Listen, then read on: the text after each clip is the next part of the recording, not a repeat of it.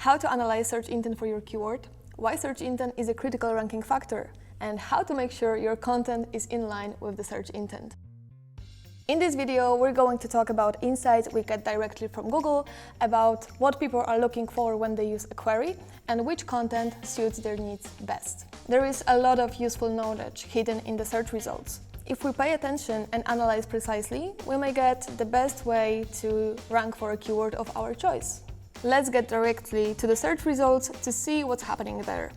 We will look at the page by page to figure out which one is desired or kinda requested by Google to appear high in the ranking.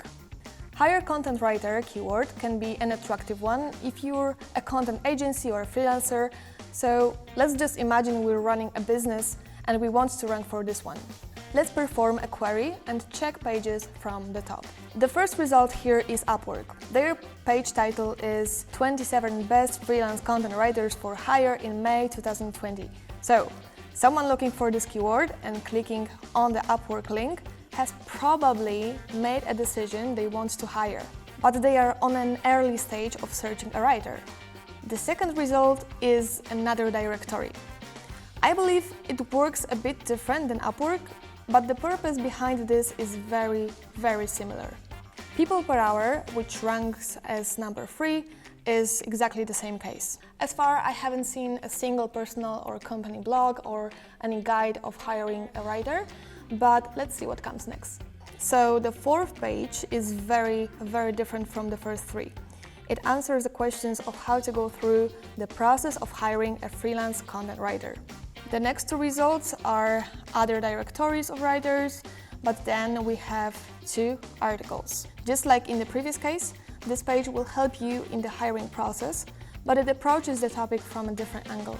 The second article is trying to persuade the reader that they should hire a content writer at first place. So it's much earlier in the decision-making process than the directories, for example. And of course, there is another directory of writers, just like in the top 3. The last one is also a website where you can outsource content in this way or another. Alright, the fact that Google ranks directories in the top 3 and directories appears 7 times in total in the top 10 really tells us something. All in all, we have 3 intents in the SERP. The first one is obviously directories, so someone is looking to hire a content writer. Secondly, we have guides, and they tell us how to effectively hire content writers. So the search intent is very different from directories, for example. And then we have 3, which is a single article that appeared in Google, and it wanted to persuade us that we should hire a content writer at first place. The first intent is dominating the SERP, which means that if you try to target other search intent that is meant for articles and guides that appeared in the search results, you may never actually crack the top 3. But if you decide that you want to try rank for this keyword with your content, which is not a directory, you may have really a hard time ranking for it, or you may never rank for higher content writer keyword. Now, this is really important. Google figured out that the higher percentage of people who are looking for this query, they are expecting to see directories. Therefore, it has no business in ranking your content instead of Upwork, for example. Now, this process of analyzing search results by going page by page in the search results can be applied to any industry and to any keyword you're working with. If you realize that you planned content that doesn't match intent that is dominating SERPs, or the intent that you are targeting is appearing once or twice in this SERP, you may have a really hard time ranking your blog posts, landing page, product page, whatever you have prepared. There are more clues that Google leaves us in the search results that helps us understand the intent behind each query, such as related searches, images, and video packs. At the bottom of each search results, Google displays suggestions for similar keywords. Related searches tell you what other queries people use to achieve the same or very similar thing. For a query, Italian pizza sauce, I get many suggestions that are a good confirmation of what the search intent is. After analyzing search results and related searches, we can rightly assume that someone who used this query wants to prepare a pizza sauce of some kind. Therefore, if you're selling Italian pizza sauce, you probably won't be able to rank for this keyword. Searchers are not interested in buying pizza sauce online, but they want to make one in their homes. If you use Keyword Surfer, you'll get related searches and dozens of other suggestions in the Keyword Ideas section. If you sort keywords by similarity score, you will also get a good hint about the search intent. Other great hints that we get in search results are the images and videos ranking in our SERP. Look what I got for interior design for small bedroom.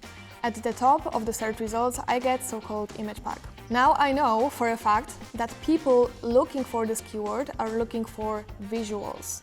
They want inspiration for their small bedrooms. All that indicates that image SEO can be your best friend to rank for this query.